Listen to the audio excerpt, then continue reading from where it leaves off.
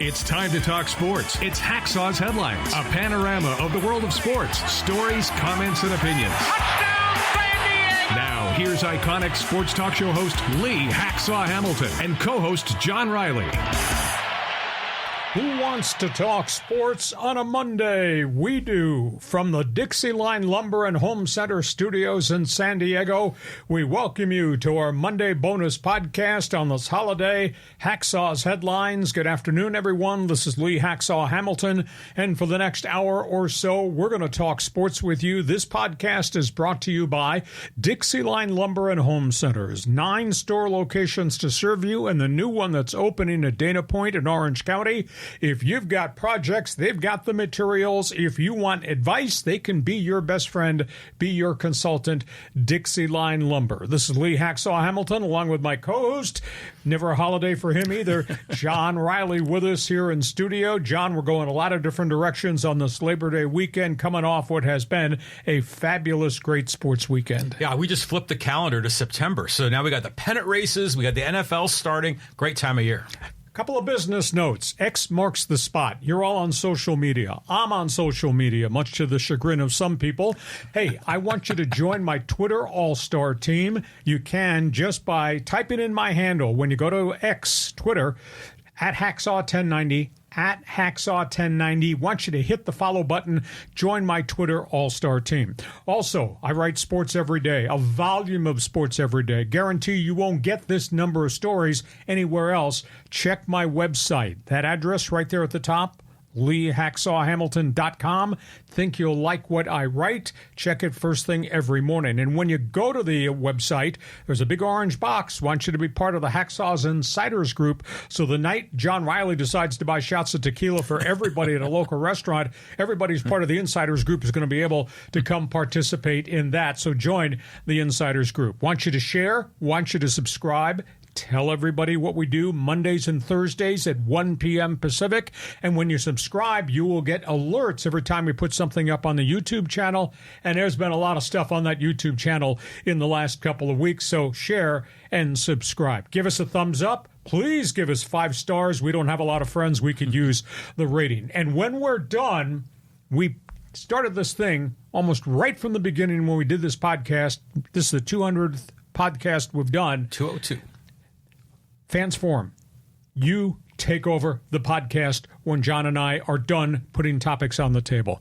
John Riley is going to explain for all you newbies, Rookie of the Year candidates, those of you on live stream, how does Fans Forum work? Well, first of all, you are such a pro at this. I mean, the opening is fantastic. So, hey, if you've got a question or comment in the world of sports for Lee, just type it in the live chat on X, on YouTube, or on Facebook, and we'll get you involved in Fans Forum at the conclusion of Hacksaw's Headlines. And again, make your comments or questions brief. Don't write an essay because we can't read it all. We can't fit it all on the TV screen. But you got a question? Tell us. You got an answer? Tell us. You got an opinion? We might want to listen to it. We will respond to everybody. Fans Forum comes up. So as we run through the laundry list of hot topics on the table, if there's something there that pushes your hot button, feel free. Jump into the chat box, Fans Forum. John, where would you like to go to get this sucker started? Yeah, let's talk Padre baseball. We're in the pennant race, like I said, and this is going to be a great run. Padres are at the end of an unbelievable haul. 18 games in 18 days. They played the Detroit Tigers Monday, Labor Day holiday. Then they get a day off. Scheduling's been brutal. At one stretch where they played 27 games in 28 days. I just don't understand why the union, why management allows this to happen, not just to the Padres, but to anybody. The burning question right there, can they catch the Dodgers? Padres grinded through the heat and the humidity of St. Louis, which was atrocious. Then they played in that weird building at Tropicana Field Sundome, and they struggled there. They finally came away. They're 5 games out of first place, tied with the Arizona Diamondbacks.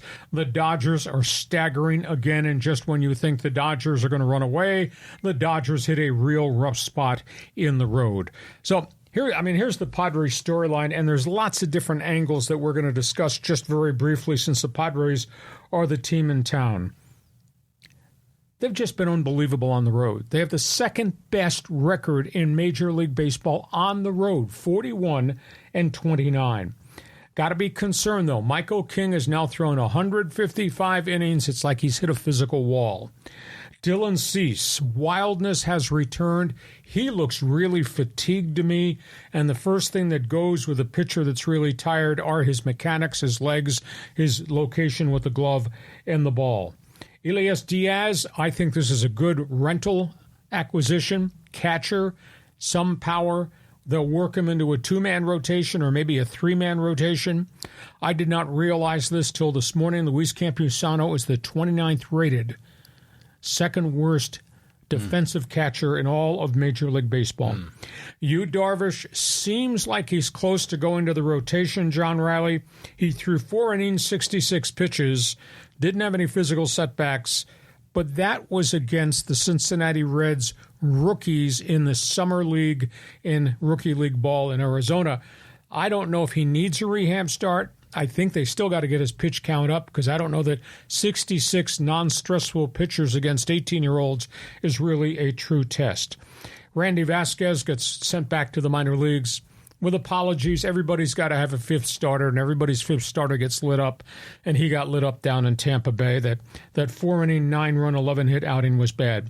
This was a surprise signing. The ex-Giant, Arizona, and Dodger shortstop Nick Ahmed signs with the Padres. Now, he's gone to El Paso.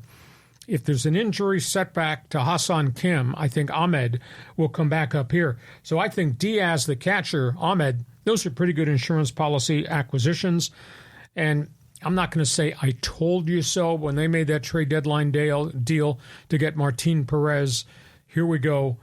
You know, he pitched poorly for the Pirates, pitched poorly for Texas. He had 2 decent starts out of the gate for the Padres, and since then, 13 innings, 8 runs allowed, 25 base runners. He's regressed to what he was before I told you so. So the Padres starting rotation, a little wear and tear here, a little bit frayed, especially with the innings issues with King and Cease not looking like the vintage no-hit Dylan Cease. So that's where my theory is now as they open this homestand with the Tigers and the Giants before they go back out on the road. They're 5 back.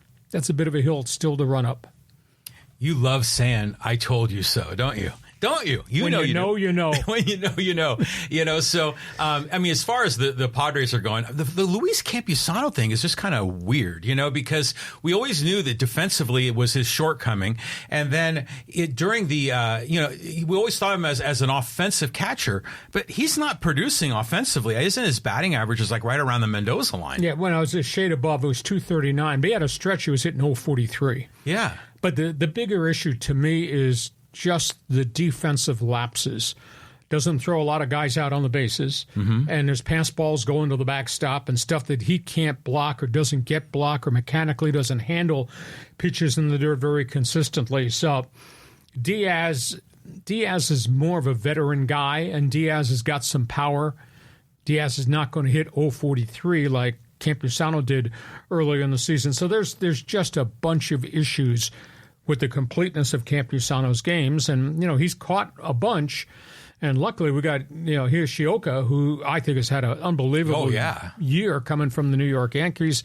And the Yankees probably wish they still had him because they got their own set of catching problems. So I think the acquisition of Diaz helps a great deal. But this Padre team, I'm not saying they're running on fumes, but they're not playing as good right now as they need to be playing if they have hopes of chasing down the Dodgers.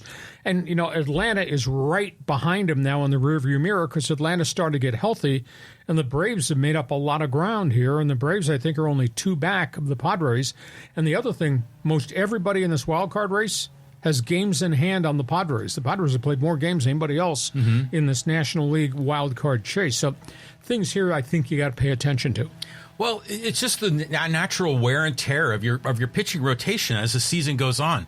It doesn't surprise me that Vasquez kind of washes in, washes out.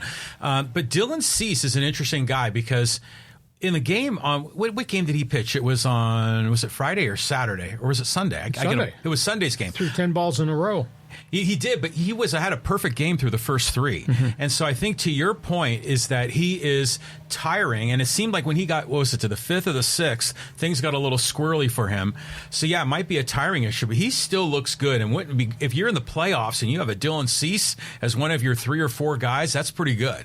Yeah, but if you have a Dylan Cease and Michael King and both are gassed because of the innings, the volume that they've pitched, please understand this. You're not playing the White Sox or the Pirates in postseason. Yeah. If it's a wild card round, you're playing somebody legitimate with legitimate batting order.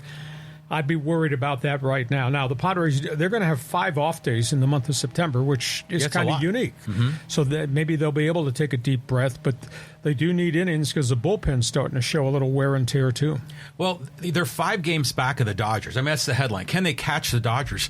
I'd be interested in seeing the statistics on this because they have 5 off games. I mean, they'd probably have to win 80% of the games going away, assuming the Dodgers probably went something like 500. Yeah, then Dodgers are scuffling right now with injuries, but the Dodgers aren't giving ground. You know, the Dodgers, up until what happened yesterday, Dodgers had won 16 of 21. And that's with this mess of injuries and Freddie Freeman being out. 16 of 21. So I don't know that the Dodgers are giving ground. The Padres just have to make sure they don't slip back and have Atlanta catch them, because you surely don't want to finish 3rd in a wild card race because, pal, you're going on the road. Oh, yeah. Now, remember, they had to do that 2 years ago, and that's a tough assignment. Yeah. So that's where we are with Padre baseball. Hey, Friar fan, join us in Fans Forum. Jump into the chat box right now. We go from that to the next team that we always talk about. The Dodgers. You just commented about how they're 16-5 despite all the wreckage. Let's talk about this situation. They had a really bad experience at the Arizona Diamondbacks on Sunday. And Dave Roberts is catching a lot of crap because he did this. He left their starter, Justin Robleski, in. He gave up 8 runs in the second inning, and he left him on the mound. He left the kid out there to give up 10 runs total. The Dodgers have played baseball for 141 years, John Riley. And this weekend, they set 2 records. No Dodger pitcher in 141 years, no Dodger starter, had been allowed to give up 10 runs and stay in the game. Robleski did. Okay, that's not a good one to break. Friday, Dodgers' first 3 batters. Home run, home run, home run. In the 141-year history of Dodger baseball, That's cool. Nobody has hit 3 homers in a row, top 3 guys in the batting order to lead off a game. The Dodgers guys did that too, so that's really interesting. Clayton Kershaw pulled after the first inning in Arizona. He got lit up for 8 runs in the second inning on Friday. Kershaw's got a bone spur in his toe. He's got so many physical maladies. Now, they're not saying they're going to do surgery on it, but you don't come back from bone spurs real quickly. Even if you give him a cortisone injection, it might be a couple or 3 weeks. So you got the Kershaw thing. They're not telling the truth, but obviously something's really significantly wrong with Tyler Glasnow. He's still not throwing. After all these weeks on the DL with, quote, the tender elbow. And again, he's got a history of elbow problems, John, back in Pittsburgh, led to surgery, and obviously in Tampa Bay. They've lost Joe Kelly for the 3rd time this year. He's got a bicep issue. He goes back on the DL. Yash Yamamoto had the one good rehab outing, only threw 1 inning, has to go back, they think, at Oklahoma City. He's not ready to rejoin them. Weird story. I don't know how this is possible. Tony Gonsolin, who was like their 4th or 5th starter last year and a half, he's missed this entire season with elbow surgery. He's thrown bullpens. They think he might be at Dodger Stadium within the next 2 weeks and ready to join them. Now, here's the thing that might save them. Even though they got all these injuries to the pitching staff, even though they look like they're wheezing and about to topple, they have 11 games coming up on the Dodger schedule against the Angels, the Rockies, and the Marlins. They got 11. So, dude, they're not going to play 500 ball against those guys. Yeah, they're going to be cruising. So they'll cruise into first place. The question is, how healthy will they be when they start playing real people? Because you're not playing the White Sox and the Marlins and the Pirates or the Rockies in postseason play. So those are the Dodger headlines right now. They got issues, but they're still in first place.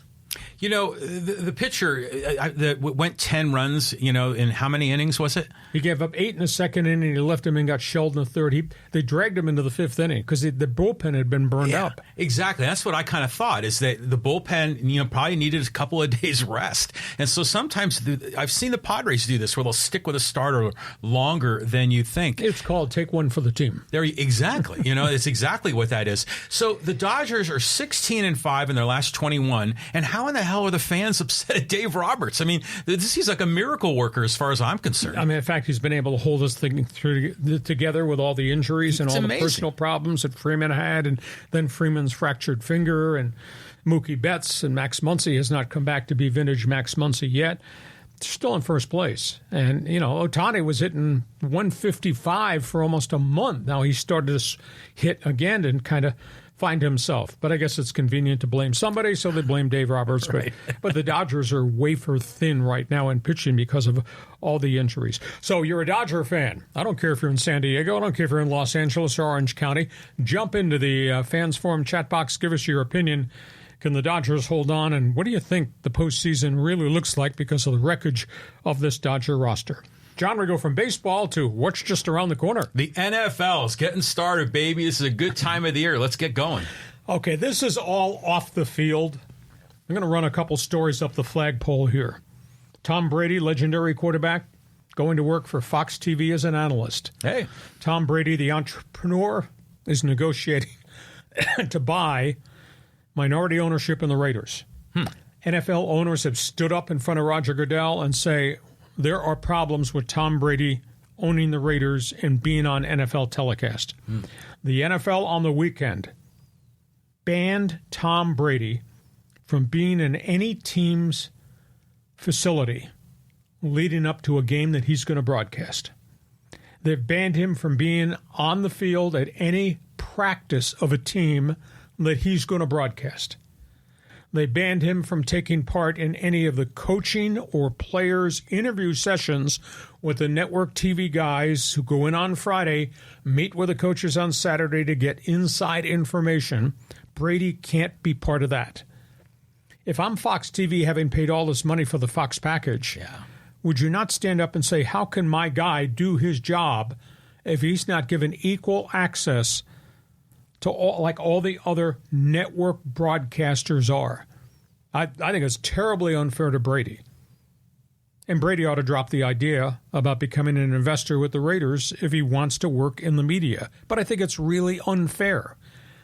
Brady's not going to run and tell Antonio Pierce, the Raiders coach, what he found out about this team because he was broadcasting a certain team on a certain weekend. So that just kind of came out of nowhere. Second item, scary story, San Francisco. Ugly story, San Francisco. This is the life and the world we live in. Ricky Pearsall, number 1 draft pick wide receiver, Florida State, 49ers wide receiver, on his way to a charity event at Union Square in San Francisco, autograph signing session with young kids, held up, gunpoint, 17-year-old punk. Why anybody would take on a 6'4" football player, that's kind of unique. Yeah. Anyhow, there was a big tussle. Pearsall got shot in the upper chest, went through the back of his shoulder, got the gun and shot the 17-year-old who's still in the hospital. Pearsall was lucky the location of the shot was here rather than in his true chest. Tough story. And you're going to love this one. You know the antitrust lawsuit? Right. Okay. The jury found the National Football League guilty of antitrust violations with the Sunday NFL ticket pricing. Then the judge overturned the jury's decision on the financial awards and threw the case out of court. Said if you wish to try it again, you can try it again, that's fine. The NFL on the weekend filed suit against the 2 million fans whose name, addresses, phone numbers, and emails are on that lawsuit. They have filed suit demanding $389,751 from the fans who watch the NFL on TV, who filed this class action lawsuit. Just absolutely amazing. Just amazing. The NFL, all about show me the money. Right. Suing the fans who sued the NFL for the antitrust violation. Right. And the NFL was guilty of a violation. The only thing that was overturned was how the jury reached the dollar amount that the fans group would get. Now the NFL sued the fans. They want the fans to pay the legal fees for the case that, quote, they won. Well, they didn't win the case. Just amazing. So, John, go ahead. Talk about Brady. Talk about Pearsall. Talk about the NFL. Is your name on that lawsuit? I know. You're going to move out of this castle. They want your house.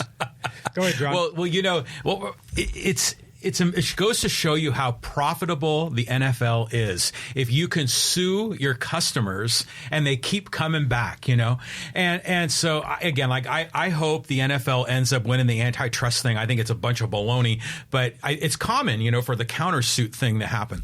I want to talk about Tom Brady because it's interesting because we know he was given that #1 spot on Fox. And he displaced Greg Olson. Yeah, Olson, and we thought that was kind of uncool, but it's Brady. We get that, but. Yeah, it's a conflict of interest. It's not just that he's going to feed information from one team to the other, but if you're going to be an objective reporter, you can't also be the owner of the team that you're reporting on. So, but it is wild to me that he would prioritize being a minority owner in the Raiders where you have no control. That's more valuable to him than this high paid gig being a color commentator. Well, you could always put off investing till you go through the first year on Fox and see whether or not you actually like it, if you're comfortable. I don't know how good he's going to be. I don't know how good Belichick's going to be on all the, quote, media stuff that he's doing. But, from a Fox TV standpoint, you're blocking your lead analyst from having access to coaches and practices and getting the storylines he needs to talk about. You get that on Friday and Saturday for the Sunday telecast. There's got to be some common ground here, but like I said, Brady should just step away from the whole Raider situation for the time being and just go be Tommy TV guy and see if he likes it and see if he does a good job at it. But to totally block him, that just doesn't make any sense to me. It's not fair. If it were me, how could I do my job if I did not have access to the coaches and the players and get all the data that I need for my telecast, my broadcast on Sunday? Yeah, I agree with you. And it makes me wonder if maybe Brady knows something. Maybe there's some insider trading thing going on, but that he wants to get a minority stake in the Raiders because maybe they think it's going to sell and he can flip that and make some big money. He's always been about that, except when he invested in cryptocurrency, which cost him $43 million. I remember that. That one did not work out very well. So you're an NFL fan. Your reaction to the Tom Brady story, feel free to jump on board, talk about the other storylines. Did you get sued? Those of you on this podcast on live stream, was your name on that lawsuit? You owe the NFL $389,751 in legal fees. This story just blows my mind. Okay, we go from that. College football. Let's start here in town, John. Yeah, the San Diego State Aztecs had their opener. What'd you think, Lee? In the beginning, not very good. Second half, wow, they flipped that thing. I was very impressed with the athletes. Now, to pull a hacksaw quote on you, I told you so. Again.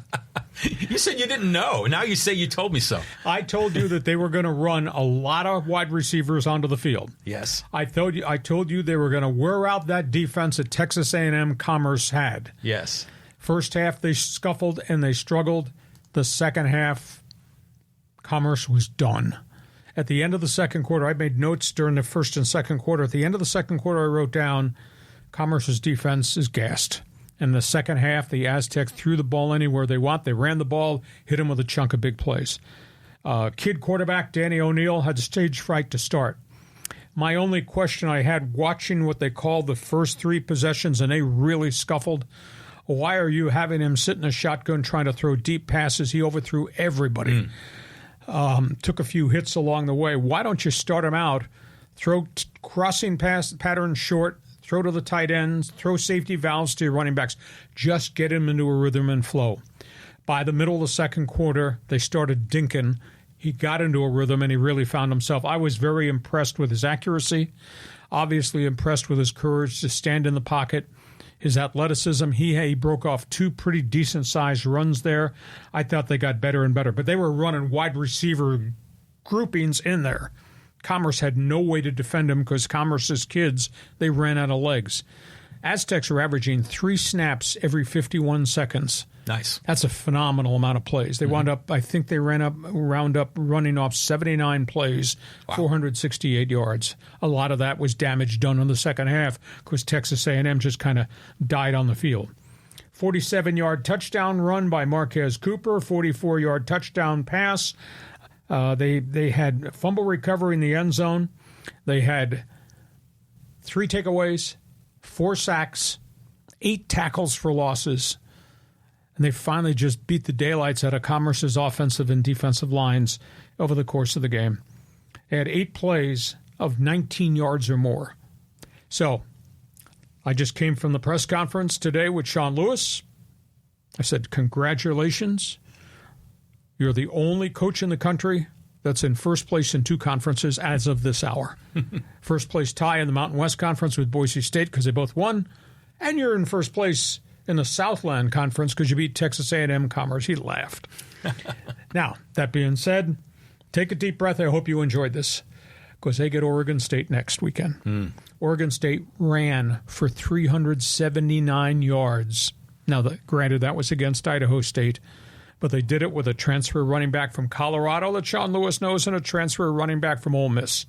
379 yards rushing. They're going to play big boy football against San Diego State Saturday. So that bears watching. Crosstown, USD. Last year was an absolute lost cause. The hazing crisis that involved more than half the football players. The decision not to allow the coach Brandon Moore to talk to the media at all when this story broke in preseason camp. It was like the program was completely off everybody's radar. Nobody came to the games. By the way, didn't win hardly any games at all. It was a disaster. Well, now the embargoes have been lifted. Shame on the university for how they handled the hazing thing and what they did to that new head coach. They come out of the gate and they beat Cal Poly. 3 pass interceptions, 2 taken back for touchdowns, ran for 188 yards. Toreros looked pretty good. And by the way, that's against a Cal Poly 1AA team. It's got scholarship players and it's been a pretty good program. Now they go from that, and they got 2 more tough games. They're going to play Central Washington, a Division II power scholarship team, this weekend. And then they go to North Dakota, and that's going to be really hard because that's one of the better 1AA programs in the country. But Brandon Moore came out of the gate real quick, and they gave away a lot of tickets. They had 5,000 fans there. I haven't seen big wins like that in a while. So that's kind of a statement game, and maybe it's a jumping off point for USD to start to become what they used to be under Dale Lindsey, which was pretty upper echelon within their division of play.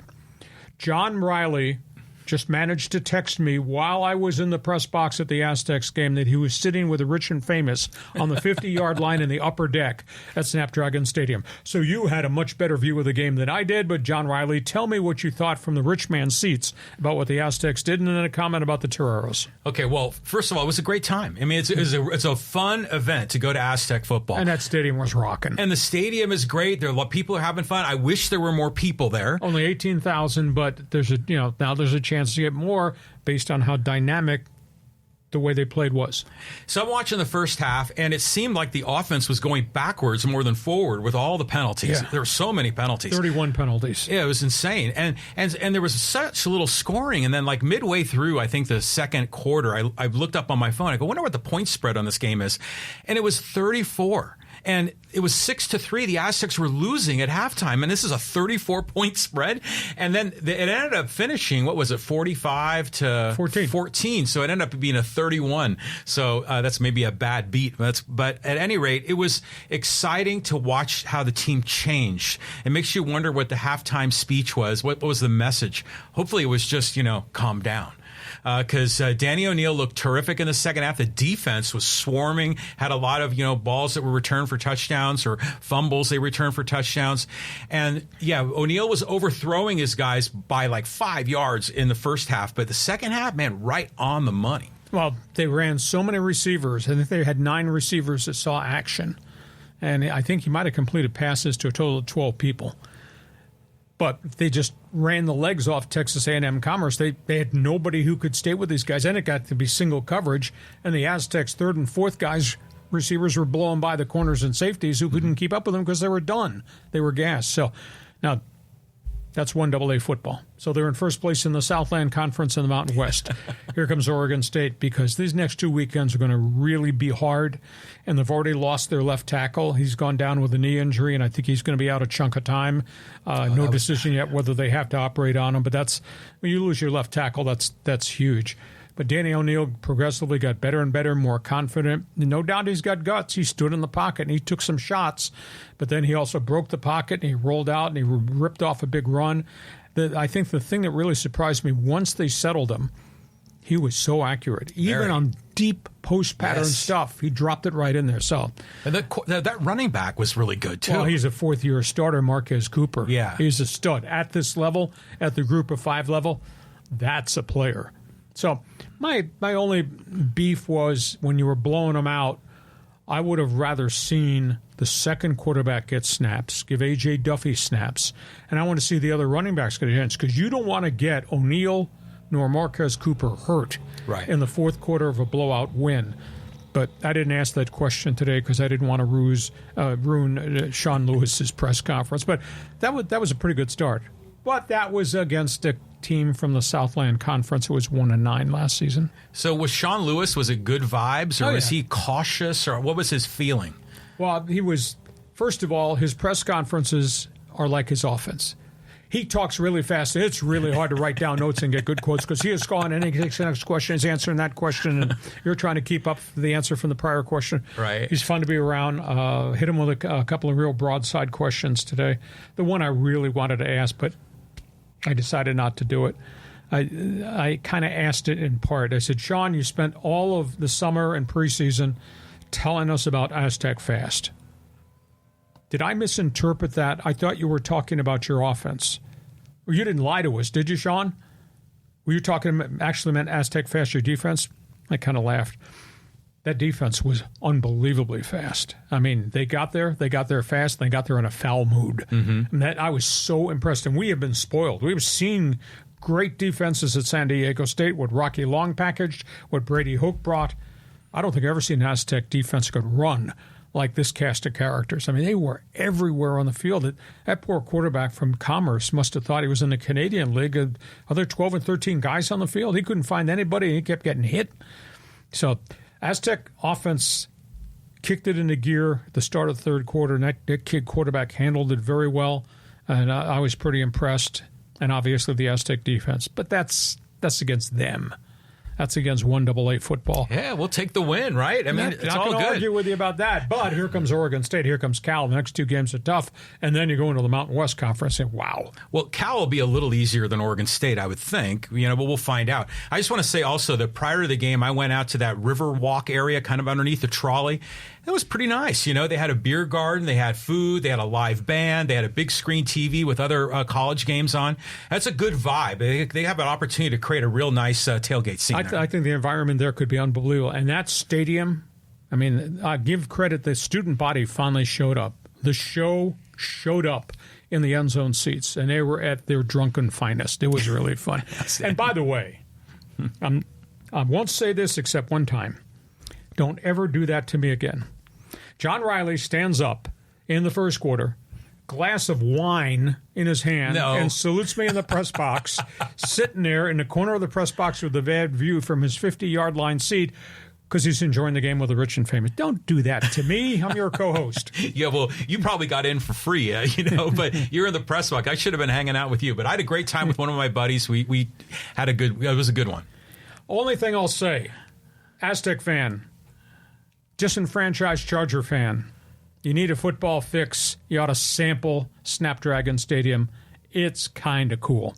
Hey, we get to halftime. Our Monday podcast is off and running. You got questions, you got comments, you got statements to make. Do it right now. Get into the Fans Forum chat box. Tell us what your thoughts are. What we've talked about, Padres, Dodgers, what we just talked about, the NFL Notebook, and obviously Aztec football. This podcast is brought to you by DIXIELINE Lumber and Home Centers. 9 stores to serve you in San Diego. Which project have you done in this castle you have here that you worked with DIXIELINE that you like the most? Well, it's definitely the front door. I mean, it is cool because shopping for a front door is not something an everyday person usually does. But I went down to their door and window showroom. They had this great, all the doors there to sample. We got a cool one that looks kind of like a door you'd see on the front of a castle. Yeah, we're in Germany. Yeah, exactly. It's got these big rivets on the door and a little speakeasy window, which is kind of fun. And so they came out. They recommended a contractor who did the installation. It was a terrific experience.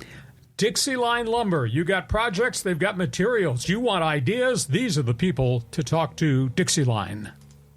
Couple of reminders before we go to the second half of this podcast. You're on social media. You're on Twitter. I want you to join my Twitter all-star team. When we're done, just go to X, type in my handle, @Hacksaw1090, hit the follow button, join my Twitter all-star team, see all the things I put up on social media. There's a lot of stuff. Most of it you like, some of it you might disagree with. That's okay. In addition, check my website. I write sports every day of the week. It's there first thing every morning for you. Lee Hacksaw Hamilton. There's an email box on the lower right-hand side. If you got a comment about what I'm writing about, especially my One Man's Opinion column, feel free to send me an email. Take your best shot. You give me your one man's opinion about my one man's opinion. Hell, this guy does it all the time. So check my website. Also on the front page of the website, there is a big orange box for Hacksaw's Insiders Group. Fill it out, because I'm going to convince John Riley to take us out for shots of tequila. And if you're a member of the Insiders Group, you're probably going to get the chance to go with us. So do that. And then share, subscribe. That way you'll get all the alerts every time one of us puts something up on the YouTube channel, and that happens quite often.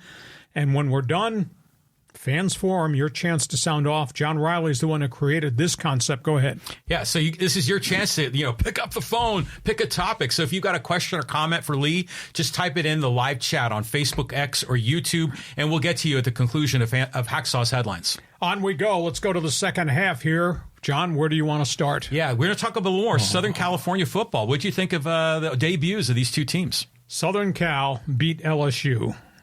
Man, and Lincoln Riley, he knows talent, he knows offense, and he hired a pretty good defensive coordinator, D'Anton Lynn from UCLA. That was some performance by the Trojans. The quarterback, Miller Moss, 27-20 victory. Miller Moss goes 27 for 36, throwing the football, 378 yards. I told you last week, look out for Zachariah Branch. I probably should have added in, remember the name Lynn, remember the name Lemon, remember the name Hydra. Those guys made some unbelievable catches during the course of that game, and Miller Moss was on target a lot. What I wanted to see was how good their defense was going to be, and their defense was big, was physical, and they got to the ball at the point of attack. They wound up with 447 yards. And Garrett Nussmeier, the starting quarterback from LSU, is a pretty good quarterback. He kind of ran out of steam in the second half because he was under such a siege. He threw for 304 and 2 touchdowns. So this Trojans team made a national statement, and everybody has said Lincoln Riley might not have been a good hire, should retract that comment because that was pretty impressive. And Miller Moss is a sixth-year quarterback who stayed, didn't transfer, never got a chance to play till the Holiday Bowl when he threw 6 touchdowns there. He was impressive, and that was a great LSU team led by Brian Kelly that they beat. UCLA, they got problems. They were trailing into the third quarter at Hawaii, and Hawaii is one of the lower echelon teams in the Mountain West Conference, and the Bruins just could not move the football. Ethan Garbers threw 2 interceptions in the first half. At one point was 8 for 21 throwing the football. He couldn't run the football worth a lick, which really stunned me because I thought with T.J. Harden and some of the other transfers, Keegan Jones, I thought they'd be better, but it didn't happen that way. Defense kind of bailed them at the end, and they used field goals to get back in the game. UCLA was lucky they won that one, but the schedule, it's not forgiving. It's going to be really, really hard. So my thoughts on the Trojans, you saw a chunk of that game. My thoughts on UCLA, tell me what you think. Okay, well, as far as both teams, I'm happy they came out of the gate with a win, especially SC, who has something to prove. They're going up against LSU. I mean, SC was ranked, I think, 23, and LSU was what?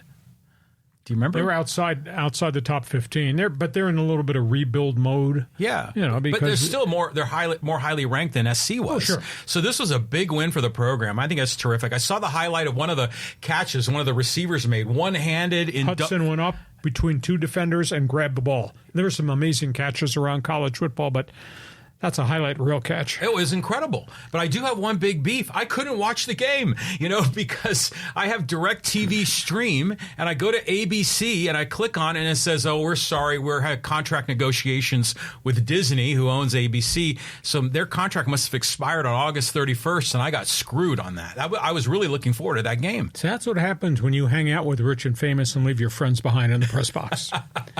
Okay, SC wins, UCLA scuffles and finds a victory. You're a Trojan fan. You like college football, jump on board. And we're not done talking college football. Other topics here, John. Yeah, we do. Let's look at the big board here, Lee. You got a lot of important teams here. Yeah, a lot of controversy.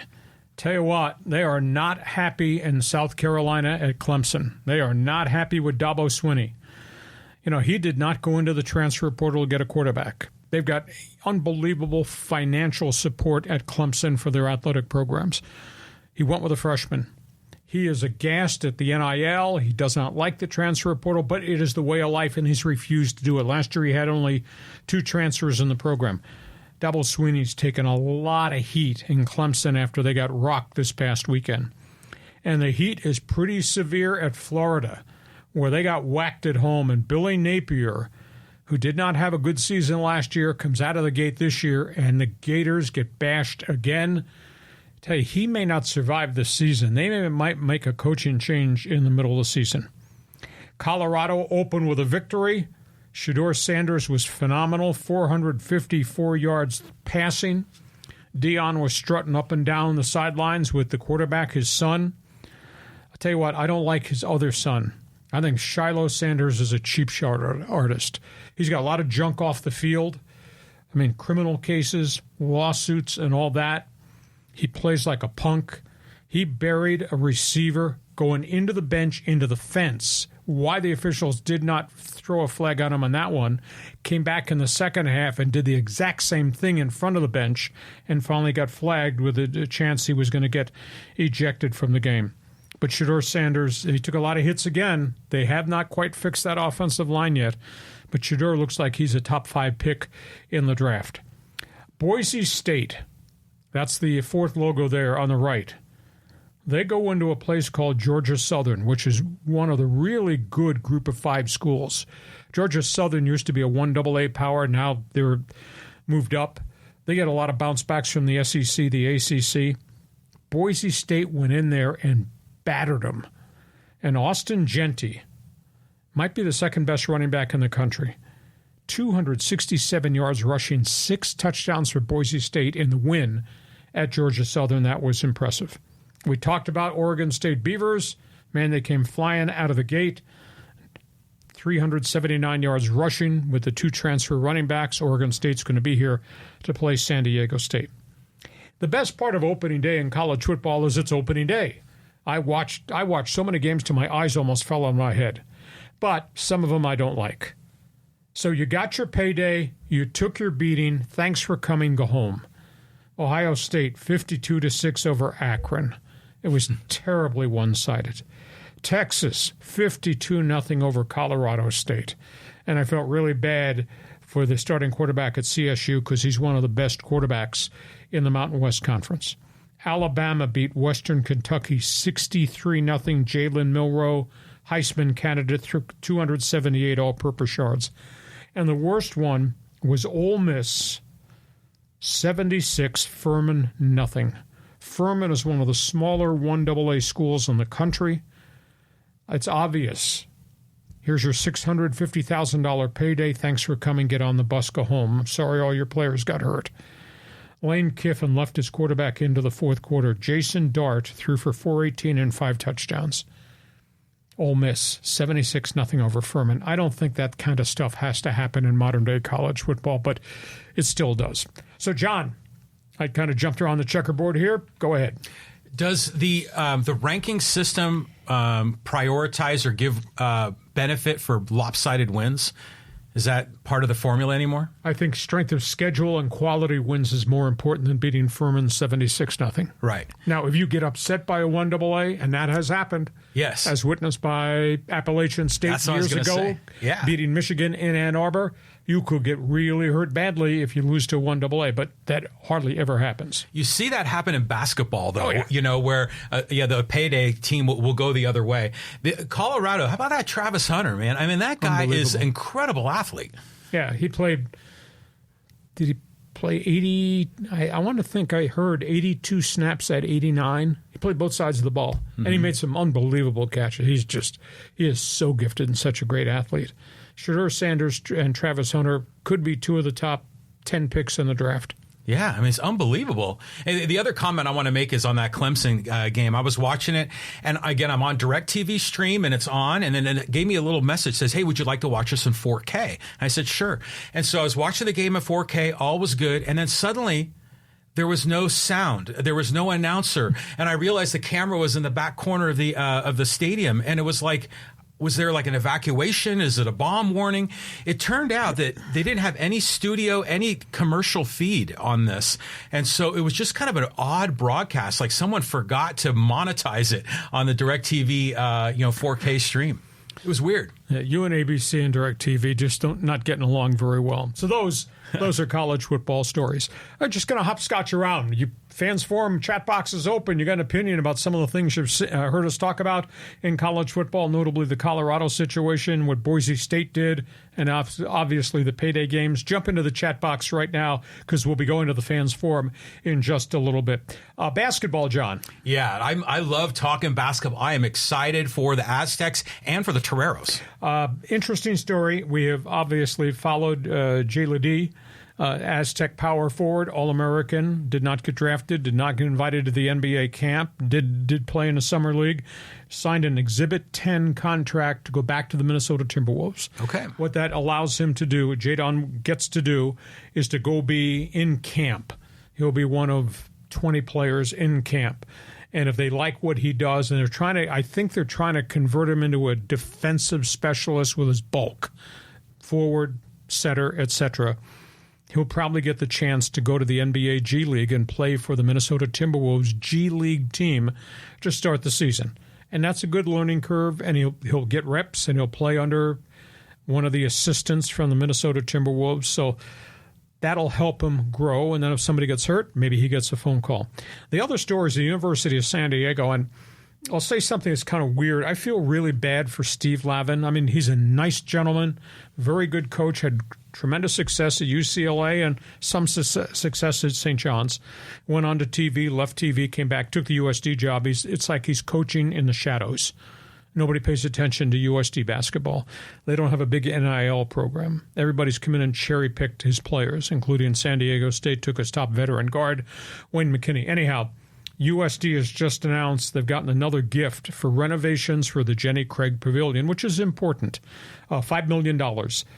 They changed the lighting. They're putting up a huge screen, big billboard videos, obviously improving the locker room facilities, etc. I feel bad for Steve Lavin because he's a good coach, good guy, and he's kind of working in the shadows, and nobody really pays attention to Torero's athletics. Football's mess last year, and he just doesn't get very much coverage. They don't play for many of their own student body, and it's a much smaller university. But this is good.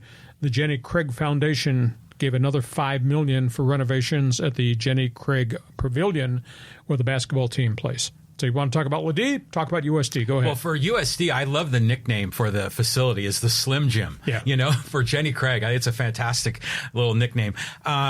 Steve Lavin's a good dude, and he's a San Francisco guy, and, he was at the peak of the top programs, and to have him here in San Diego is really kind of a treat. So hopefully USD kind of can revive that program. It's interesting with Jaden Ledee because during the summer league, he wasn't getting much playing time.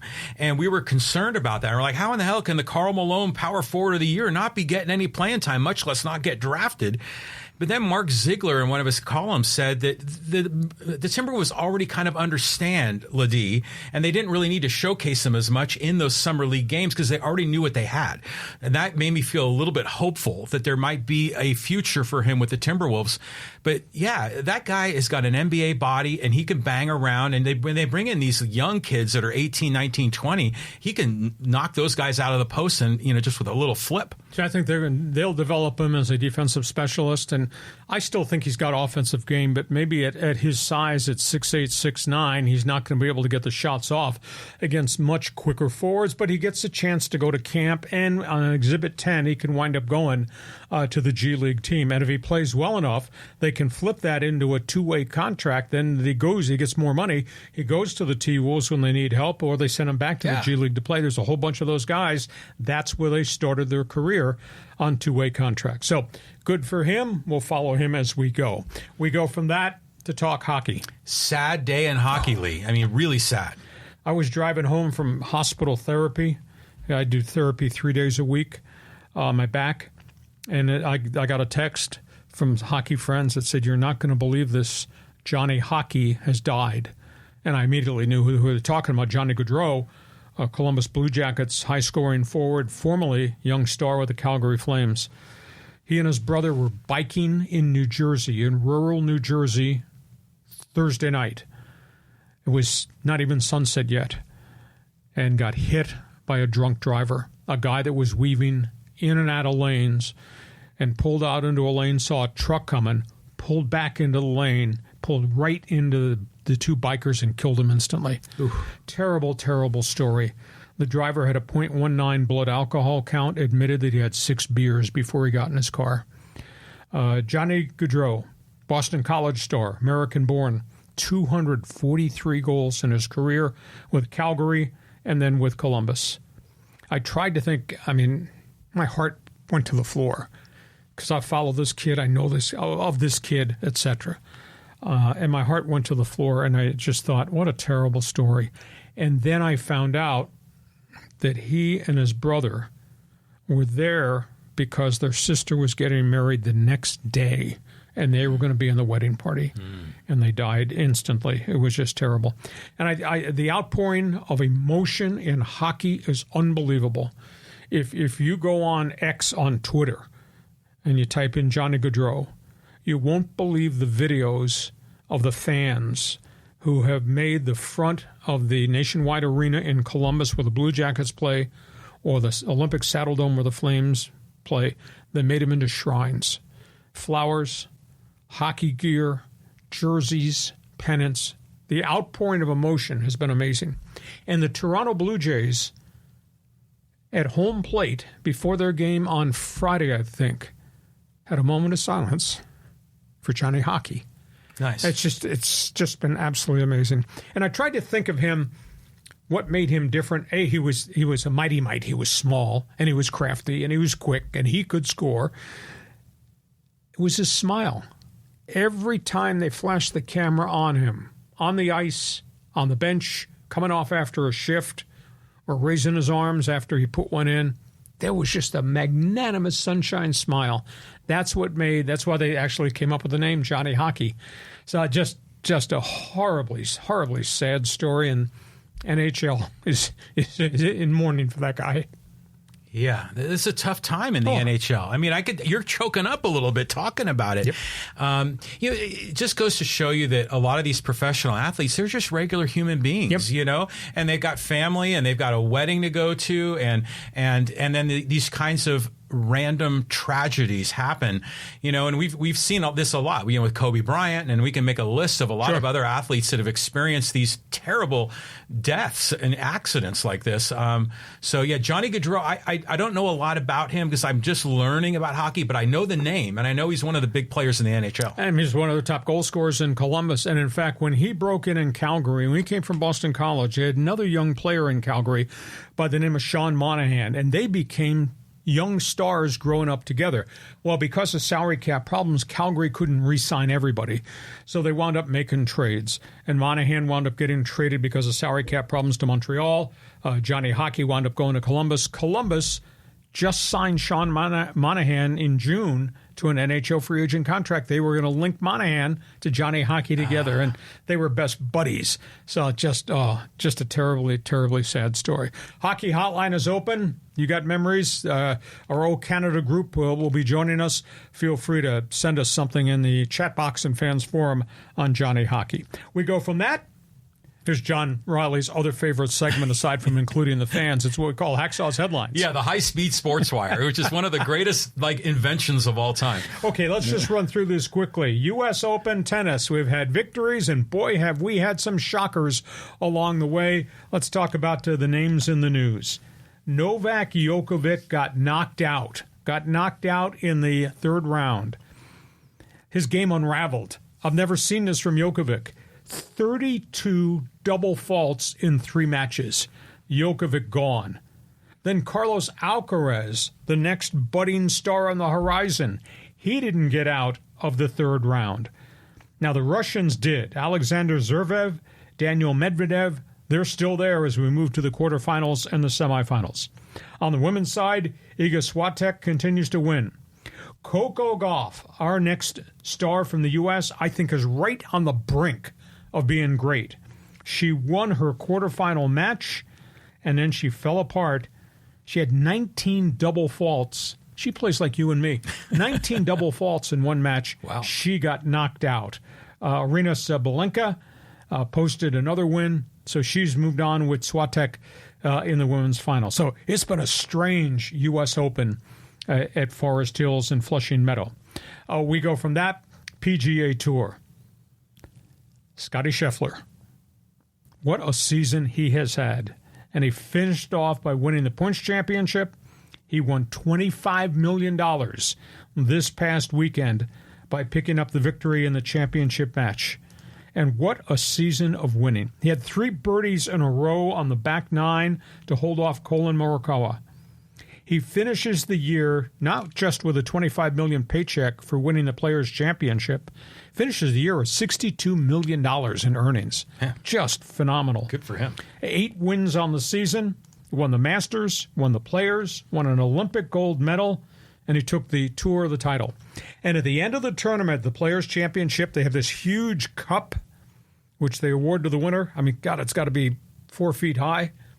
And it's beautiful. It's got all the names engraved of all the Players' Championships. So he and his wife and their young baby, I don't know if the baby might be 2 months old, took the baby and put it right in the cup and took a team photo. Awesome. I mean, it's a really cool picture I saw on social media last night. So congratulations to Scottie Scheffler. He was really something. Auto racing, big stories here. Formula One. This meltdown is of historic dimensions. We're talking about what's happened to Team Red Bull. Max Verstappen, you know, he won 6 of the first 8 races, was running away with a points championship for the second year in a row. Verstappen has not won a race in his last 6 outings. They've been wrecked. They can't figure the car technology out. He's feuding with the pit crew. The owner is feuding with everybody on the racing side. They might not win this championship, and it is absolutely stunning. And Italian Grand Prix, same set of problems. It's like they've lost their ability to compete since mid-season, and they are really getting a tough run from Ferrari, from Mercedes, and from Team McLaren. I don't know if you like Formula One, ever watch Formula One. This is must-see TV. Find it on the TV next Sunday because it's amazing what's happened to Max Verstappen. Meanwhile, in NASCAR, Darlington 400 was the final race before their $5 million championship series begins. And Chase Briscoe, get this story, comes from back of the pack, pile of yellow flags over the last 49 laps. 19 laps, they have a green flag start. Chase Briscoe darts and dashes through 3 wide at Darlington, which is about as wide as this table. How they fit 3 cars going into a corner. Briscoe survives all that, and he wins. Who's Chase Briscoe? He drives for Stewart-Haas Racing. Who is Stewart-Haas Racing? The ones that are folding their shops Thanksgiving weekend and getting rid of all 5 of their NASCAR teams because they financially, Tony Stewart and Gene Haas can't operate it anymore financially. So Chase Briscoe wins the trophy, puts it on the car deck, stands there and looks into the TV camera last night at Darlington, South Carolina, and says, "Ladies and gentlemen, this is for all 323 of you who just got your termination notices from Stewart-Haas Racing. You deserve this." And he's going to donate a large part of his winning check as a driver to the 323 employees back in South Carolina, or maybe it's North Carolina, at the shop who've worked for these 5 NASCAR teams that are going out of business. It was really cool. The ballsy move to go 3 wide at Darlington into a corner where nobody survives and then win the doggone thing and hold off Kurt Busch at the end, and then do what he did with the trophy and say, "This is for you people." That was really kind of cool. John Riley, those are the unique, different topics on the table.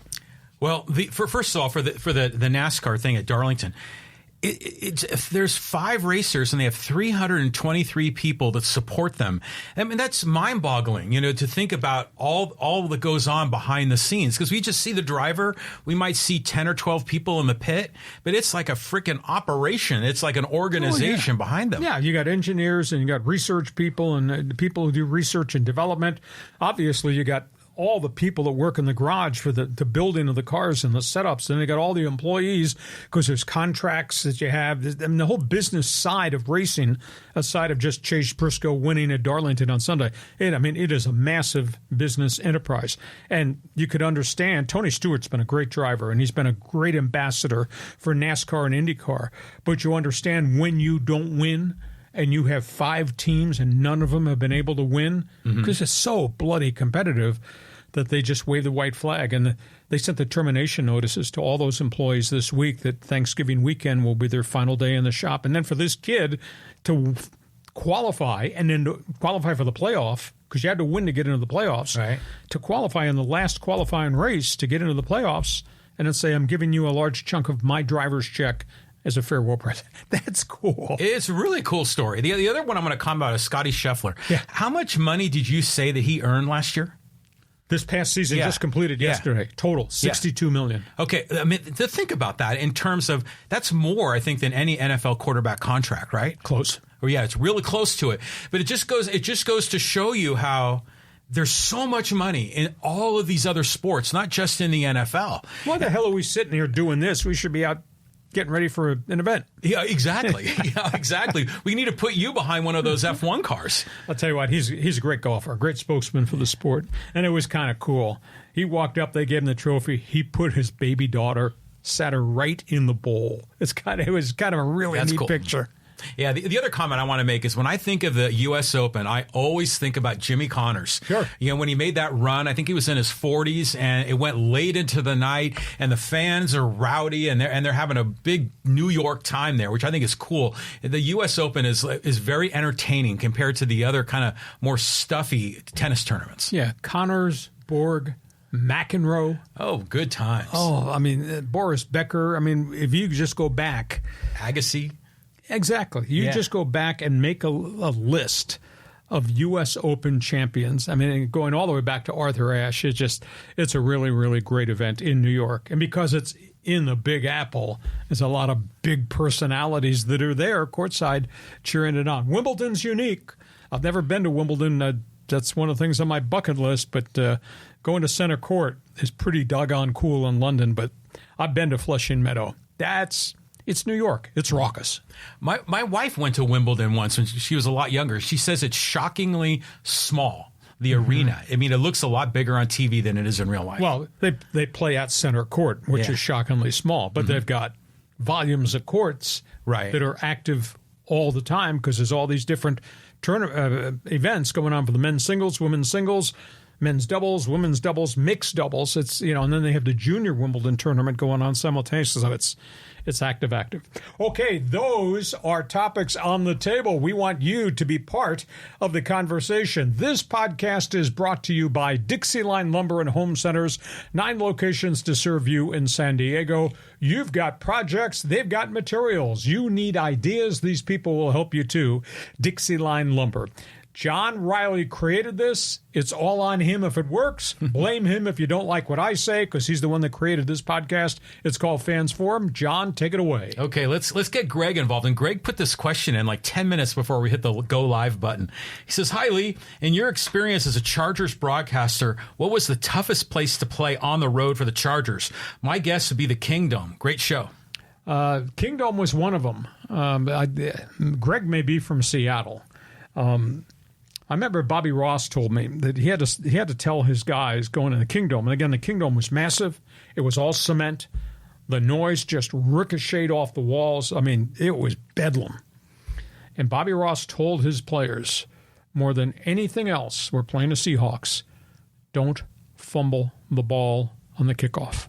Don't fumble a punt return. And we had a really good guy on returns, Ronnie Harmon, great veteran player. Oh, yeah. What does he do? He fumbles the opening kickoff in the first quarter. Seahawks get it. Seahawks score. And the volume level in that building went up. And You couldn't call audibles in there. It was so doggone hard to communicate. So I think that place is probably one of the loudest, again, because of the dome and because of the cement venue. The new field in Seattle, pretty doggone noisy. It's an open-air stadium, but the way the seats are structured, fans are right on top of you, and the noise doesn't get out of there. And I think Arrowhead Stadium, historically, because that's in a bowl and it's all around, just like Lambeau is a bowl, and they've built skyboxes on top of Lambeau, on top of the seats to go down at a very steep angle. I'd say Arrowhead and Lambeau are probably as tough outdoor ventures as there are anywhere. But it's noisy, and man, I mean, I was doing the radio broadcast as the voice of the Chargers, and even to a degree the Seahawks. You're wearing headsets, and you still can't hear because the microphone is sucking all the noise in your head. So, pretty good venues. Well, I've been to the Kingdome, but to watch a baseball game, and that was really weird, you know, because they had the old school artificial turf that's like, an eighth of an inch thick, and Ken Griffey was playing back then, which was cool. You talked a lot about when you were the broadcaster of the Chargers. I remember you talked a lot about how Arrowhead was so tough, and it was an environment, a hostile environment, unlike any other place the Chargers would regularly play. Yeah, and even if the greatest anger rivalry is the Raiders, silver and black, going back 1,000 years and all that, Arrowhead is so different, and maybe it's just because everybody wears red. There are no fans. There are no tickets to get to see the Chiefs. Mm-hmm. Nobody's selling their tickets on a second market to Charger fan. So I mean, it is hostile, and it is all red, and it's very steep. The seats, I mean, it's a bowl, and the seats are high, and they go down, and they are right on the field. So you're playing the Chiefs, and you're playing the fans, and they are relentless. It's just rugged. So winning a game in there, first time we won in there was amazing, and then the Super Bowl season where we actually beat Schottenheimer, had a great team, and Bobby Ross beat them, and all that hostility, that was worth the price of admission to experience that. Yeah, I mean, that's, and then the weather would always be horrible. It'd be cold as hell. And, and I will say this, Pittsburgh, because of the terrible towel and that Steeler tradition, that building rocks, but it's not as crazy as Lambeau Field, where the fans are right on top of you, or Arrowhead Stadium. It's kind of cool here because Brave Bull agrees with you. He goes, Arrowhead, Lambeau, got to be hard to play. So let's go on here to Robert, and he says, why don't we let the Padres, like Crony, listen to Tony Gwynn's advice to pull hitters in a slump? Try making 4 outs to the left side of the field. Work for the guys Tony told. Well, I concur. These guys are streaky. It's a tough game. The baseball, John, is such a grind. Jurickson Profar is hitting 177 over the last month. Nobody's made much of it. He's hitting a $177. Yeah. He's just tired. He's fatigued. And maybe Mike Schilt. I know they're fighting to win the wild card, and they still have some outside hope of trying to chase down the Dodgers. But maybe Schilt needs to give these guys days off. Crony never takes a day off. Profar never takes a day off. Machado, when he was dinged, they would give him a day and let him be the DH. But I think you got to get off your legs. And I tend to think the mental fatigue is just unbelievable. And then you got some dude out there who's throwing 102 with wicked stuff that's, burning your shoelaces off because it moves so quick. So I think it's really, really hard for these guys to play 162 games. Cronenworth's had a rock solid, consistent season. Machado's had some dry spells. Bogart's had a really bad dry spell before he got hurt. Now Profar has just MIA'd it. Now he's so fatigued because he's on the move all the time. So it's a tough grind. Maybe Schilt needed to rest guys more once a series, or once or twice a homestand, or once or twice on the road. Well, he needs to rest guys, but he also needs to win. Exactly. So he's in a tough spot. Yeah. I remember early in the season that Profar and Arise were both at the top of the leaderboard for batting average in the 330s, 340s. And now Profar is in the 280s. I mean, he's dropped like a rock, but you still would rather have Profar out there than, Tyler Wade. But if you can give a guy a day off, like if you gave a guy a day off today, you got off the plane from Tampa, he doesn't play today, and tomorrow is an off day, that's 48 hours of respite. And I'll tell you, it does wonders for the players physically and I think as well as emotionally. Arise, you can't get him out of the lineup because the guy wants to play all the time. He's the best bad ball hitter I've ever seen since I was a kid growing up, and they used to talk about Yogi Berra swinging at pitches he shouldn't have. Arise swings at pitches in all 3 San Diego area codes and gets hits. Yeah, he's unbelievable. and Jackson Merrill also has a similar talent for knowing how to put the bat on the ball just the right way. And, here Robert's talking about guys going the other way. Cronenworth does that a lot, too. Mm-hmm. And you've seen Manny going the other way. And then Merrill is outstanding at it. Merrill can make the adjustment to kind of doink a single to the left side, or he can hit for power to the right. I mean, it's amazing. How about Merrill on a 3, let me see, how can I phrase this? In 3 consecutive innings in Tampa Bay, home run, face first dive of a catch to snuff out a rally, and a stolen base in 3 straight innings. The kid is doing it all. He's unbelievable. Yeah. I mean, and he's already passed Benito Santiago for the most RBI. I mean, I remember 1975, Fred Lynn was a rookie, and I think he won the MVP that year. And it's center fielder for the Red Sox. They went to the World Series. What a magical run. Maybe we might have the next Fred Lynn. Well, we get the Rookie of the Year here for sure. Period, exclamation point. Don't argue with me. I'm a talk show host. Jackson Merrill has been spectacular. At age 21, new position, never played the doggone thing, but he's such a student of the game, and he's such a great athlete. So that's a cool story. Next question. All right, let's go here to John. He goes, being reported that Tatis is being activated for tonight's game. Could well be. Now, I saw a video of him in Arizona in a summer league game. And his gait running the bases, it sure didn't look right to me. But, again, this is in the doctor's hands. They know him better. So I wonder if he'll start in right field, or maybe they'll DH him just to get his feet on the ground, get him going. So we knew that was coming. The next one is probably a decision on what they do with Darvish. Is Darvish ready after throwing 66 pitches in a summer league game against 18-year-olds in Arizona, or does he need a rehab start? That'll be intriguing to see how quickly they move on Darvish. That's the next one to happen. There it is, right there. Tatis is in the lineup today, right here. You can just kind of show it to the camera there.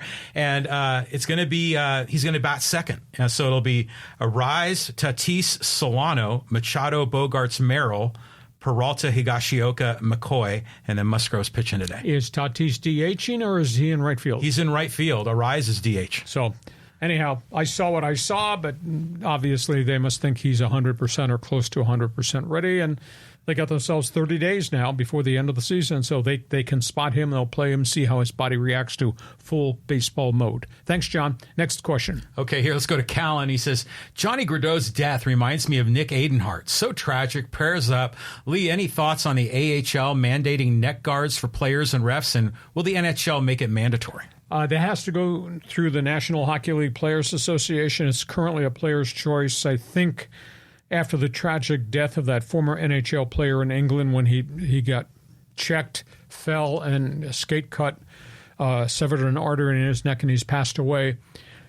Junior hockey, the Western Hockey League, and I think the Quebec Hockey League, the top 2 junior leagues in Canada, mandated immediately after that tragedy in England that everybody wore throat guards. They look like turtleneck sweaters, but they have this heavy-duty plastic which a skate could not penetrate. The American Hockey League just announced last week everybody will wear these throat guards, which, hey, why wouldn't you? I mean, if you watch a player get dressed in a dressing room in the NHL, you know, they wear all these pads down here and around their wrists so that if by some happenstance a guy gets a skate that comes across his glove or penetrates, it won't go to the artery here. So, you know, and you look at the protectors that the goaltenders wear. I mean, at the massive shoulder protection and the chest protection. Of course, they're looking at 100-mile-an-hour slap shots. And obviously the advent of the face shield. Now, some guys don't wear it. Other guys do wear it down to here. Some guys wear a more fuller face shield to protect. And college hockey, everybody wears a mask, a cage, actually. So it's there for protection. Why you would not wear a throat guard? Why not? You know, well, it's not going to happen to me. Well, you don't know that. You know, you can get somebody runs into a defenseman in front of them, it gets flipped upside down, and you're the other defenseman going for the puck. that guy's flying through the air, somersaulting, you could get clipped. I would wear it, and maybe more players will, but it will be mandated in the American Hockey League, and obviously it is in the juniors. You know, you see those old school video footage of NHL players with no helmet. Back in the day. Yeah, back in the day. There must have been some really horrible accidents on the ice. There have been. I was in the minor leagues. When I was in the Eastern Hockey League in Mohawk Valley, we played the Long Island Ducks, or maybe it was the New Haven Blades. One of their defensemen fell behind our net, and one of our guys fell over him and sliced the back of his neck. And the blood was pouring out. Now, that was a fatty area. They got him to the hospital. They stitched him up. They saved him. He actually came back and played probably a week later.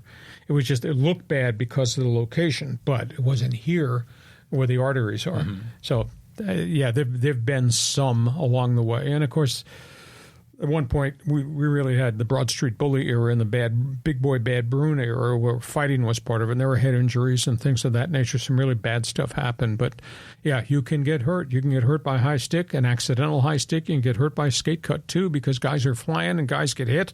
And their bodies go different angles, and you just might be a victim there. And a guy comes by, and you get hit with a skate as he's going by. So the league mandates it, and the only reason it's not in the NHL right now is just because it has to go through the union. I don't know why it's been discussed, but it has not been proposed and voted on. You know, he also brings up the point here, Johnny Gaudreau and Nick Adenhart. And it is an emotional loss of life of a healthy young man, a young woman in a season. You know, I think of Len Bias. I mean, sure. What can you think of who was maybe the one that affected you the most emotionally? Well, first of all, the fans know Nick Adenhart was a high draft pick of the Angels, a bright young pitcher, got killed by a drunk driver a night after a game, going home, got broadsided, died instantly. And, of course, what happened to Johnny Gaudreau of the Columbus Blue Jackets this past week. The tragedy that I covered in person, because I was friends with him, was terrible. It was Thurman Munson, but that was an accident. You know, he was a private pilot on an off day with the Yankees. He'd fly home from New York to Akron, Canton, Ohio, and on his off day he would fly. And then he was doing practice takeoffs and landings in I don't know if it was a Piper Cub or a small Learjet that he owned, and he missed the runway, hit a fence, he broke his neck, couldn't get him out. Thing caught on fire. He died in the cockpit, and I had to cover that story, and I had to cover the funeral. It was unbelievably grasping of the heart because the Yankees came en masse, and I sat in a corner of the church in North Canton at the funeral service, and there was Billy Martin and Reggie Jackson weeping. I mean, uncontrollably. And Munson, he was captain. Munson was proud and loud, and he would tell you what he thought. He didn't care if you were Reggie Jackson or Billy Martin. He would tell you what he thought. And he was a great leader. And it was just a sad happenstance of he was practicing takeoffs and goes or whatever they call it, and he missed the runway and went right through a fence, and the plane went nose first in, and he got trapped. He broke his neck. They couldn't get him out of the thing, and it caught on fire. Unbelievable. Yeah, it's just as a young reporter broadcaster to experience that with somebody you knew, because I'd have Munson on my talk show. He'd come in the studio, sit and take phone calls from the fans when I was working in Akron. Cool guy, self-made individual, and so that was a really tough story. I just remember when that all went down, there was an outpouring of sadness from the players and the fans, but especially the players, because they said, yeah, he's our captain, he's our leader, he is the guy, you know, and this is when I was just starting to follow baseball in the mid-'70s is when that happened, right? Yep. And so, yeah, what a tragedy. Here's a really interesting sidebar, and I don't want to spend a ton of time on this. You know, the Paralympics are going on in Paris right now. Yeah. Here's a really cool story. I want to say about 5 years ago, in the Western Hockey League, which is a junior league out in Western Canada in the prairies, there was a team at the end of the season on a road trip. I think it was going right into the playoffs, called the Humboldt Broncos. It was in the Western Canadian Junior Hockey League. And their bus, with all their players and all their coaches, got broadsided at an intersection by a big tractor-trailer truck out in the prairies. It tore the bus apart. I want to say 6 or 8 of the players died instantly. Coach died. PR staff on the bus died. The whole bus, the top of the bus was ripped apart, and it rolled over, and the players got ejected. Anyhow, I think there were 15 other players who were seriously injured. One was totally crippled, lost all from his legs down. That kid did all the rehab. He kind of became the spokesman for the survivors of the Humboldt Broncos bus tragedy, raised a lot of money. That kid became a star on the Canadian Paralympic team, and he's in Paris competing as a rower. Right on. Single, I don't know what you call it. Single skull. Yeah. I saw a video of him yesterday. I said, holy cow, talk about turning a piece of your life and that tragedy into something special. I mean, they raised so much money. NHL players poured a lot of money into this fund to take care of the families of the kids who lost their lives. And this athlete, this Canadian hockey player, who I think was 18 at the time, got crippled. He became the vocal leader, where they raised I want to say they raised like $17 million, because Canada's outpouring was phenomenal, and the NHL did a lot. And this kid goes through the therapy and the rehab, and he's lost his lower limbs, and he's an Olympic rower on a single person skull. It was really cool to see the video yesterday. His family was there. That was neat. So anyhow, we're talking about the Johnny hockey tragedy and how others have gone through those experiences. What a story. Yeah. But if you Google Humboldt Broncos tragedy and read the story, you can't believe it. And they have a memorial at the intersection of this rural highway out in Saskatchewan, where they built monuments to all the players who died. And they have a special service in Saskatchewan for those players every year. It's kind of cool. Wow. Next question. Next question. All right, let's go here. Quick one. Shout out from Michael. He says, hey, San Diego State, good win. Hey, first place, Southland Conference. If it doesn't work out in the Mountain West. No, I'm only kidding. Great strides. I told you so, that they would run so many wide receivers out there that they would wear out Texas Commerce, and they did. And they won. Kid quarterback played well. Marcus Cooper is a top group of 5 running back. That's a special player. Obviously, they got strength in numbers at wide receiver. Defense plays with great speed. But that was against a team that was 1-9. Mountain West is going to be much tougher. Obviously, the next 2 weekends against the Oregon State Beavers and the Cal Golden Bears is going to be a big challenge. But if they keep their players healthy, they're going to cause some problems in this group of 5 conference, because Sean Lewis did the exact same thing at Kent State. He brought in truckloads of wide receivers who could run like hell, and defenses in the Mid-American Conference didn't have the strength of numbers. He ran 9 receivers out there. They don't have 9 defensive backs in the opposing defense to be able to hold up to this. So it's going to be fun to watch. I hope the community, I hope disenfranchised Charger fan will give San Diego State an opportunity. Go see a game and tell me what you think about the atmosphere of Snapdragon. Hell, this guy sitting in the 50-yard line seat in the upper deck with the rich and famous, he had a good time. It's a great stadium. Yeah, it really cool. is. And it gets noisy. Can you imagine if they had 35,000 in there? Oh, it'd be rocking. It would absolutely be rocking. And the student section was there, and we had a great time. Again, I just wish there were more people there. The bottom bowl was pretty full. I was in the top, but we enjoyed it. But imagine you get Sean Lewis, a new innovative mind, to come here to San Diego State, trying these new things, 9 receivers, running the defense ragged. Maybe they might pull off a sneaky upset with Oregon State or with Cal. I mean, what do you think? I don't know. That's big boy football. Yeah. That's Oregon State that ran for 379 yards last weekend.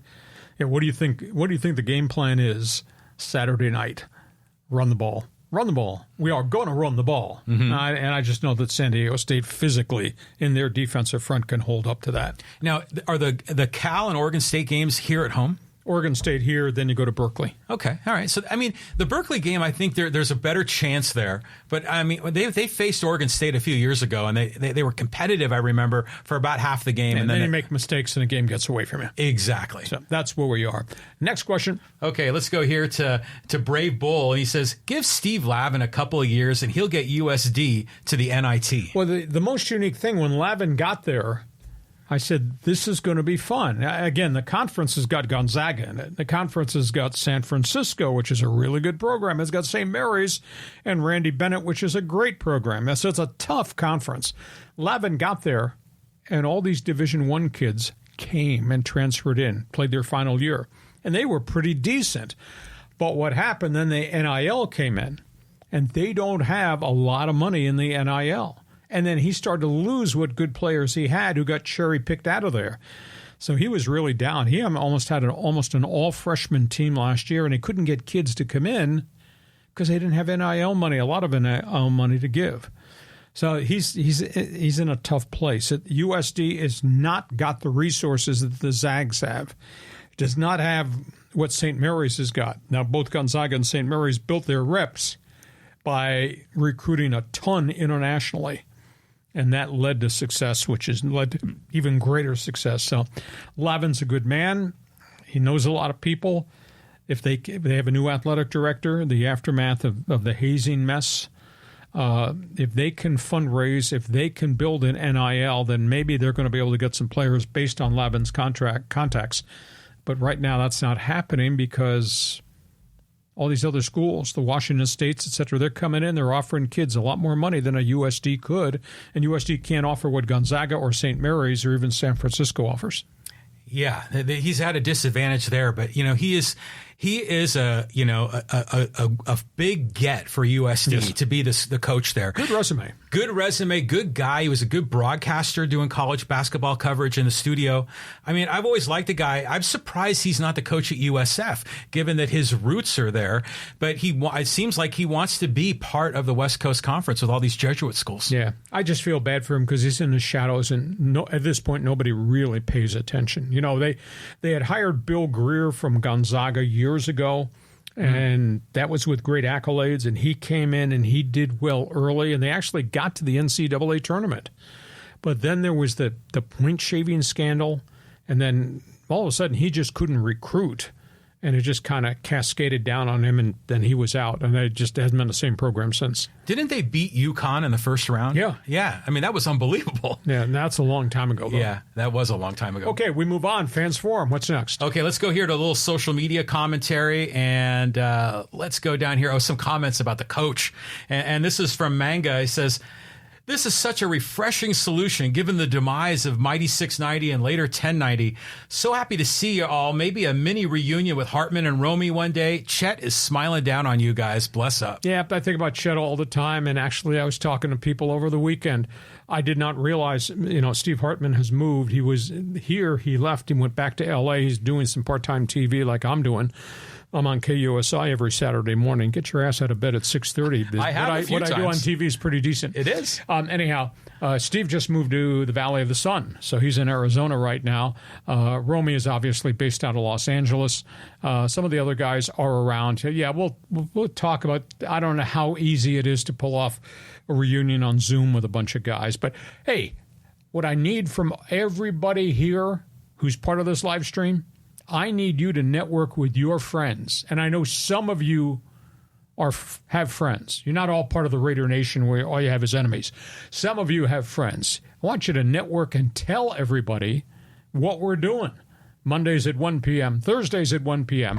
Hacksaw's website, I write on it every day. Hell, you might even get a shot of tequila with the Insiders Group of John Licks to take us out drinking one night. Anybody who can sit on a 50-yard line, you can afford to buy some shots of tequila for all of our followers. You're really rubbing that line in, I think. I'll tell you what, there was such an outpouring of love when the coach John Quintero was here to see the two of you together, brought all the warm vibes and the good feelings from 1090, 690. But it was also interesting that the dynamic of the two of you talking sports, I mean, it was real deal sports conversation. Sports talk radio the way it should be done. Yeah, exactly. We weren't like ranking our top 5 breakfast cereals or some other kind of cranky BS like that. It was a really good content. So I'm hoping that we can get the coach back in here. If not in studio, bring him up in a window here and he can, could join us from his estate there on the coast. Okay. You need to network with your friends. Tell everybody what we're doing. Help us market Hacksaw's Headlines on the podcast Mondays and Thursdays at 1 p.m. Next one. Okay, here's another one about the Aztecs, and this is from Dave Meyer. He says, been a while since I've been excited about San Diego State football, but this season I am ready for a new chapter. Well, it's different. There's no doubt about it. And somebody made a point to me in the press box on Saturday night. Lee, this community grew up on Air Coryell. This community grew up on Sid Gilman. This community grew up on throwing the football, whether that was the Aztecs when they were Division II, what the Chargers were in the early days of the AFL, what they became when Dan Fouts was here. Throw the damn football. And I'm not going to be negative towards Brady Hoke nor Rocky Long. They were cut from a different cloth, and their thing was run the football, and we're going to play really great, tough as cement defense and win. And they won, and they won. It wasn't exciting. It wasn't sexy. It kind of worked against them because it was in the Mountain West Conference, not what people liked, which was Pac-12 football. So it was a different type of football. But this guy's got a good resume. Now, we'll see. We'll see how this does when they start playing the people in the Mountain West. Because those guys, the Boises and the Fresno, they do play big boy defense too. That's going to be fun to watch those matchups as we get through this non-conference part of the schedule and go into the start of the conference season. But give Sean Lewis a chance because the guy's got a resume. I mean, what he did at Kent, what he did at Bowling Green, what he did at Syracuse, what he did the first half of the season with Coach Prime at Colorado, that was really impressive X's and O's stuff. Yeah, there's potential here if they can, hit the right kind of talent, the right kind of player. I mean, it's like back in the day when you were broadcasting during the Marshall Faulk era, they filled up Qualcomm Stadium. But they can do that all again. It'll happen. That's the most amazing thing to me. They averaged 48 to 52,000 during the Faulk era, the 3 great years that were there with Al Luganville. And they chucked that ball all over the field. And they had guys that wound up in the NFL, the Darnay Scotts of the world and the Oz Hakeems of the world, and obviously a Hall of Famer like Marshall Faulk. And I thought they had arrived as a football program, and those guys left, and then it faltered.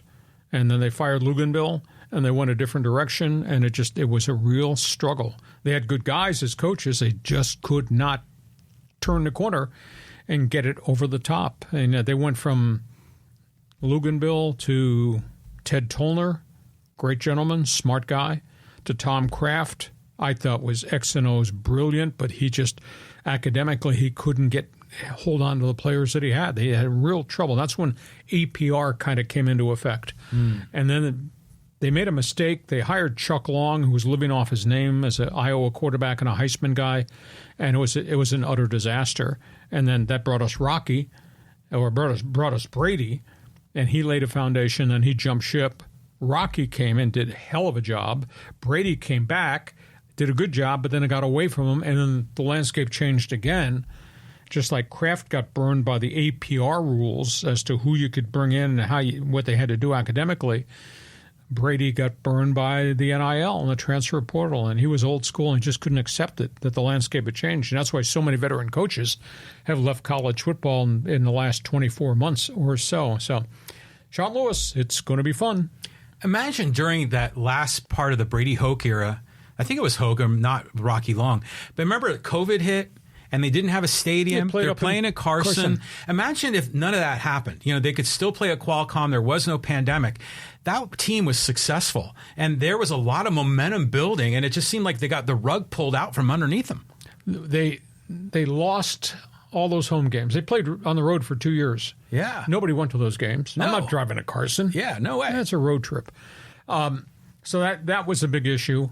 And then he had quarterback problems, and they couldn't keep quarterbacks, and the ones they got didn't work out. Then they had injury factors, and then the whole thing just kind of denigrated. And I'm not going to say anything against Brady Hoke. I think he was a hell of a guy. I mean, I'd sign up and go play for him because I believe in his philosophies. I thought he was a good teacher, but they couldn't handle quarterbacks. And because you don't have a quarterback, and it's a quarterback's game this day, it's just a different era. So he had a good run, and Rocky had a great run. They did it differently. This guy has had success the last places he's been, so let's give him a window and let's see what Sean Lewis looks like. And maybe they have a quarterback in Danny O'Neill. Yeah, it kind of looks that way. Yeah. We'll find out. Okay. Couple more. Okay, let's talk a little Dodgers baseball with Tom, talking about Ohtani. He said, he did this for 6 years and pitched as good in Anaheim, and no one knows that because of a putrid owner. Well, I think baseball people appreciate the greatness of Ohtani, and we've talked extensively. People don't know what goes on behind the scenes. I mean, I'm in those clubhouses. I know the prep, the video prep, the physical prep, just to be a DH every day, and then the study. And then Ohtani was doing all that, and then, by the way, throwing sessions in between starts and bullpen days, and the video prep about his next start on Sunday and who he's going to pitch against. I don't understand how he handled the workload. There's not enough hours in the day to do all that. And by the way, physically be able to execute everything he did. I mean, this is a once-in-a-lifetime type of player. I don't think we'll ever see this again. Yeah, I think to your point, it's not just the physical skills, but it's the mental skills. I mean, he's in a new country, new culture, new language, and nothing phases him. Yeah. I mean, it's just, what a guy. And yeah, he was buried in Anaheim, but I'm glad that the whole nation's seeing him now with the Dodgers. Concur with you. I mean, he's a very, very unique talent. Can we squeeze a Padre one in here? Do it. Okay, let's go to Versa. It says here, the Padres sit in third in the National League West, but I see them better off than any of the three. Once Yu comes back along with Tatis, that's like acquiring two All-Stars. I see the Twins and the Padres in the World Series. Minnesota's kind of an underrated team. They've had a lot of injuries to their everyday players. Byron Buxton's a really good player. Can't stay on the field. Yeah, I think he's been on the DL 3 times this season. I don't know if Minnesota's got enough starting pitching from pitchers 2, 3, 4. That's going to be a big issue there. You know, and by the way, over in the American League, you do have the Yankees and all their bats. And you do have that collection of draft picks that have all come up together and are playing really well in Baltimore. So and Milwaukee's had an unbelievable season with all the injuries they've had and no Christian Yelich, and that manager might be the manager of the year over there. So we pay attention to what Milwaukee's become. So there's a lot of good teams out there. I just don't know that the Twins have enough players to be able to do it. I think the Padres are really close, but we don't know yet about Darvish, and we don't know Musgrove. Even though he's had 3 good starts, the last one was not good. So we got to see if Musgrove is going to be able to hold up for what the month of September brings. And I'm privately worried about the 155 innings that Michael King has already piled up, and Cease looks worn out to me. So we're going to get Tatis back tonight, and we'll find out how he holds up to the final month of the season. But there's no doubt the Padres are doggone good. I think the most important thing is playing at home. If even though they have the second best record on the road, if the Padres can get home field advantage for the wild card rounds, that's hugely important. And then if they get to the National League Championship Series, if Philadelphia's out there, Dodgers are out there, and those are the 2 teams I think you got to pay attention to. But let's get to through this final month of the season, and then we'll be talking October baseball, which is what the goal was all along. Well, the Padres are kind of the hot choice, the trendy choice to be the team that could go deeper than you expect any team to go because of their bullpen has been rebuilt and their starting pitching. So, I mean, obviously we're fans. We'd love to see that happen. But just imagine it for a moment if Versa here was right and we got a Twins-Padres World Series. The media would go, oh, this is awful. There's no Yankees. There's no Dodgers. And we'd have to hear all that crap. Yeah, but do you think either the Padres or the Twins could get through the roadblock that is just ahead? That roadblock could be Dodger Stadium and everything LA's got. Ohtani, Mookie, and Freeman, that's pretty doggone good. Or that blockade might be Bryce Harper and the boys in Philly, and they do play like hell at home. And then obviously if you ever got to the World Series, that is, even though you don't like them, that is Soto, and that is the Judge, and that is Stanton. And it's a pretty good everyday Yankee lineup. If there was a World Series in Minnesota, they have an outdoor stadium now, right? Mm-hmm. So, I mean, in late October, I mean, that could be pretty crazy. You own hoodies and turtlenecks. That's not baseball weather, though. Wouldn't be the first time ever. Yeah. Come on, get out of the house. All right. Hey, listen, we hope you have enjoyed what we're trying to bring you. We're here Mondays at 1 p.m., Thursdays at 1 p.m. By the way, this Thursday, NFL preview. We're going to go division by division. NFL season starts Thursday night. There's a Friday night game on the schedule. Everybody else plays on Sunday. And then Monday, Thursday, circle it. NFL preview here as part of this podcast. This podcast brought to you by DIXIELINE Lumber and Home Centers. 9 stores to serve you in San Diego. Fix it, build it, guarantee you will enjoy it with DIXIELINE Lumber. John, take a deep breath. Get your notebook out because we're going to argue about the divisional races in the NFL come Thursday. Division by division. They got a rugged schedule. I can't wait for all the shtick from Hacksaw for that one. That's going to be good. Thanks for being with us. Thank you for joining us on Hacksaw's Headlines. Join us again for Hacksaw's Headlines on YouTube, Facebook, and Twitter. And find the audio version on your favorite podcast app. Touchdown, San Diego! For more content, go to LeeHacksawHamilton.com.